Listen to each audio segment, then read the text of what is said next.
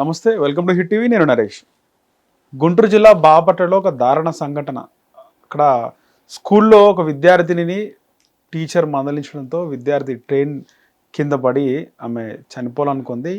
అసలు ఏం జరిగింది, అసలు ఆ అమ్మాయి ఆ విధంగా చేయడానికి కారణాలు ఏంటి తెలుసుకుందాం. హిట్ టీవీ స్టూడియోలో మోటివేషన్ స్పీకర్, ఫ్యామిలీ కౌన్సిలర్ రజనీరామ గారు ఉన్నారు, మాట్లాడదాం. మేడం నమస్తే. మేడం, మేము బాపట్లలో 10th క్లాస్ విద్యార్థిని చేసుకున్న సూసైడ్ అటెంప్ట్ చాలా బాధాకరంగా ఉంది. అసలు దాని గురించి మాట్లాడాలంటేనే చాలా బాధగా ఉంది. మేడం, ఏం చెప్తారు, ఎందుకు అలా జరిగింది అంటారు? ఇప్పుడు స్కూల్లో విద్యా విధానాలన్నీ మారిపోయి పిల్లలకి దుస్థితి పడుతుంది. ఇప్పుడు అందరూ పిల్లలు అన్ని సబ్జెక్ట్స్లో థరోగా కానీ ఇంటెలిజెంట్గా కానీ ఉండలేరు. ఒక్కొక్కరికి ఒక్కొక్క సబ్జెక్ట్ అంటే ఇంట్రెస్ట్ ఉండదు, ప్లస్ భయం ఉంటుంది. ఒక్కొక్కరికి ఒక్కొక్క సబ్జెక్ట్ బాగా ఇంట్రెస్ట్ ఉంటుంది.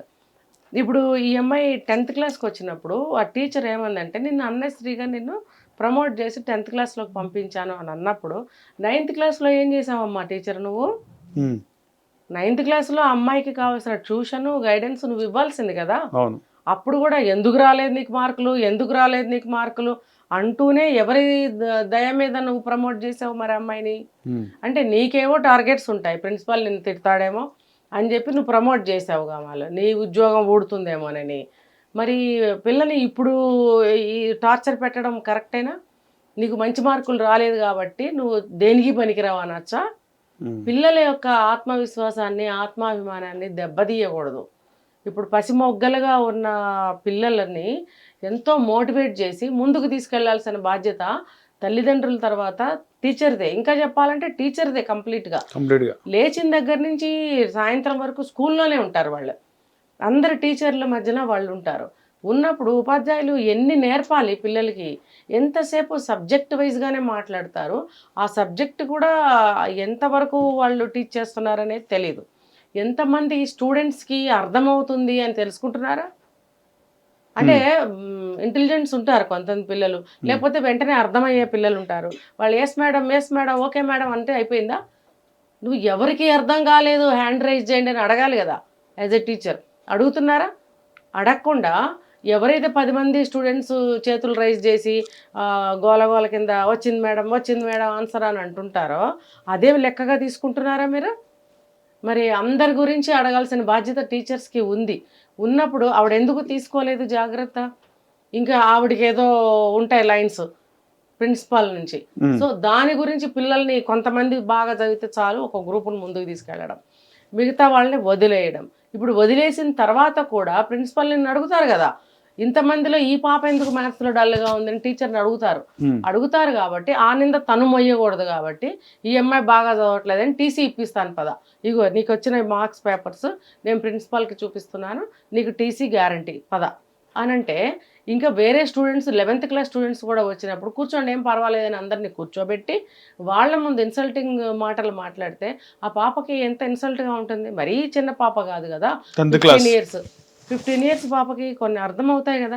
నన్ను ఇలా బాధ పెడుతున్నారు, ఇన్సల్ట్ చేస్తున్నారు. దట్టు ఏమని చెప్తుంది ఆ పాప, నా క్లాస్మేట్స్ అయితే నా బ్రదర్స్ సిస్టర్స్, నేనేం బాధపడను.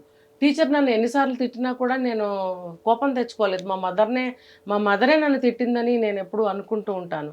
కానీ నేను ట్రై చేస్తూనే ఉన్నాను, కొన్ని నాకు రావట్లేదు. ఇంకొకటి ఏంటంటే నేను ఎక్స్పెక్ట్ చేశాను మార్క్స్ వస్తాయి అని, ఎక్కడో ఒక మిస్టేక్ జరిగింది, నాకు రాలేదు. ఒక మ్యాథ్స్లో నేను డల్గా ఉంటాను అని తను అంత క్లియర్ కట్గా మెచ్యూర్డ్గా మాట్లాడుతుంది పాప. వేరే క్లాస్ స్టూడెంట్స్ని కూడా తీసుకొచ్చి నువ్వు ఇన్సల్ట్ చేస్తే పాప ఫీల్ అవుతుందా అవదా? అంటే పిల్లల మనోభావాలకి ఇంపార్టెన్స్ ఇవ్వటం లేదు. మరీ చిన్న పిల్లలు కాదు కదా వాళ్ళు, వయసు వస్తున్న పిల్లలు, టీనేజ్ పిల్లలు. వాళ్ళతో చాలా డెలికేట్గా ఉంటారు వాళ్ళు. చాలా జాగ్రత్తగా సున్నితంగా వాళ్ళని హ్యాండిల్ చేయాల్సిన అవసరం ఉంటుంది. మరి టీచర్స్ అంతంత వయసులో వచ్చి బుద్ధి లేకుండా ఎందుకు అలా ప్రవర్తిస్తున్నారు? కొన్ని ప్లేసుల్లో టీచర్స్ని కొట్టారు స్టూడెంట్స్ అంటున్నారు. మరి కొన్ని చోట్ల పిల్లలతో అక్రమ సంబంధాలు పెట్టుకున్నారు టీచర్స్ అంటున్నారు. కొంతమంది స్టూడెంట్స్ని లెక్చరర్స్ కానీ టీచర్స్ కానీ లవ్ చేశారు అంటున్నారు. ఈ తప్పులన్నీ పిల్లల మీద నెడతారా? పిల్లలు వాళ్ళకి తెలీదు. మీ వయసు ఏమైంది, మీ విజ్ఞత ఏమైంది?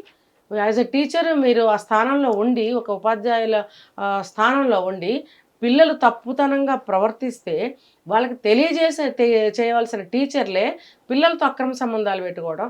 మొన్న ఒక నార్త్లో ఎక్కడ చూసాం మనం, ఒక 10th క్లాస్ అబ్బాయితో ఈ టీచర్ బలవంతం చేసి రెగ్యులర్గా సెక్స్ చేస్తుంటే ఆ అబ్బాయి ఆరోగ్యం క్షీణించి ఆ అబ్బాయికి దానికి సంబంధించిన టాబ్లెట్స్ ఇచ్చి ఆ అబ్బాయికి ఎనర్జీ ఇంకా పెరిగేటట్టు చేసి ఆ అబ్బాయిని అలవాటు చేసేసింది. ఎలా ఈ విషయం బయటకు వచ్చిందో మొత్తానికి వచ్చింది, గొడవ అయింది. అంటే ఒక టీచర్, నీకు 42 ఏళ్ళ వయసు ఆవిడికి, అంత వయసు పిల్లలు ఆవిడకి ఉన్నారు, ఉండి ఈ పిల్లవాడితో నువ్వు అలా చేయటం అనేది పిల్లాడి తప్ప నీ తప్ప? పిల్లలకి ఏం నేర్పిస్తే అదే నేర్చుకుంటారు. నువ్వు ఏం నేర్పించాలి పిల్లలకి, ఏం నేర్పిస్తున్నావు?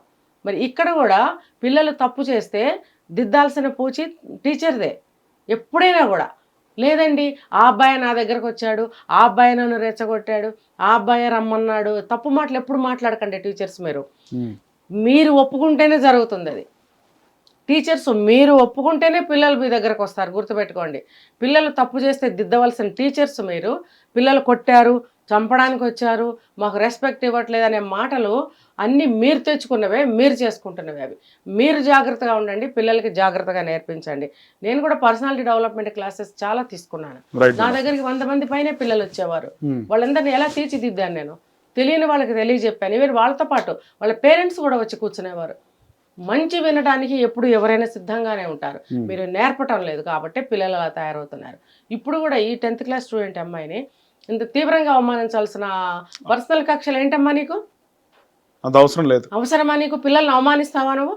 మార్కులు తక్కువ వస్తే తక్కువ వచ్చిన ఆ మాట మీద నువ్వు మాట్లాడు, ఇంకా కృషి చేయమని చెప్పు, నెక్స్ట్ టైంకి ఇంకా బెటర్ తెచ్చుకో అని చెప్పు. రేపు బోర్డ్ ఎగ్జామ్లో నీకు మంచి మార్క్స్ రావాలమ్మా, అట్లీస్ట్ పాస్ మార్క్స్ రావాలమ్మా అని నువ్వు ఎంకరేజ్ చేయి.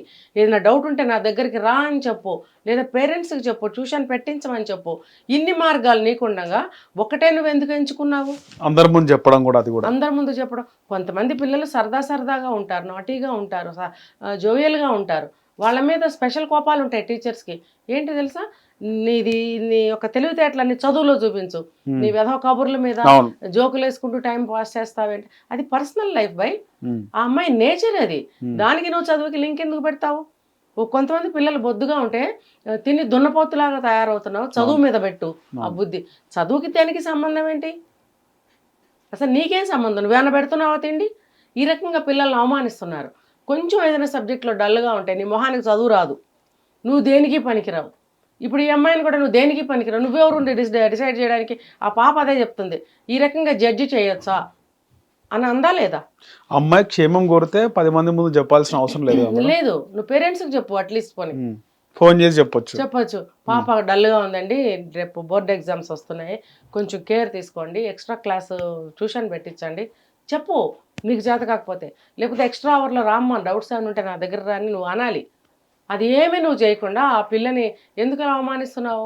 కాబట్టి ఇప్పుడు చివరికి ఈ అమ్మాయి ఏం చేసింది, సూసైడ్ అటెంప్ట్ చేస్తే, ఇప్పుడు ఏమైనా చచ్చిపోతే బాగుండేది, కాళ్ళు పోయినాయి కదా, జీవితం ఎలా నడుపుతుంది రేపొద్దున?